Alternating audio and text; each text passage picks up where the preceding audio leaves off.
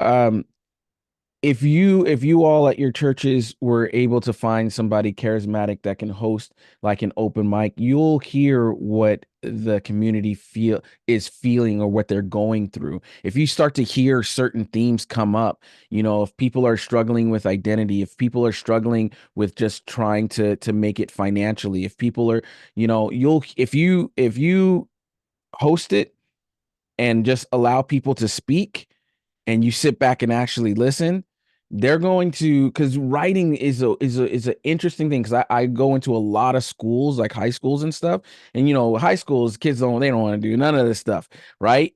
But inevitably, and even like I'll have them do some writing prompts, right? The subconscious always leaks out into the writing, always. Even if you're Mm-hmm. writing about aliens versus horses, something about it's probably going to be about your relationship with you and your father. You know what I'm saying? Like, it's like you don't know it, but I've just seen it so many times and you don't even recognize it, but your subconscious always comes out through the writing.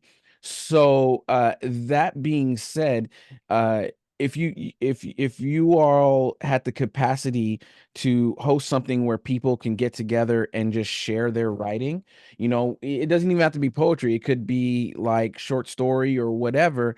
Um, and let that grow. It's going to be small. It's always small at first, but if you start to let that grow, man, there's going to be some powerful stuff there.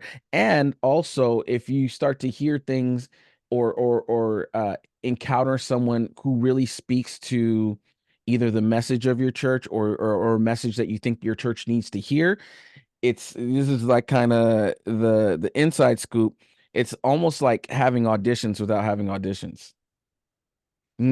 Like Interesting. you're listening to all these people and you're like, "Oh my God, you're amazing." Or I love that poem. Can you say that on Sunday? Yeah, sure. You're blessing that person, especially if you can give them a stipend, but if not, it's all good. But you're blessing that person.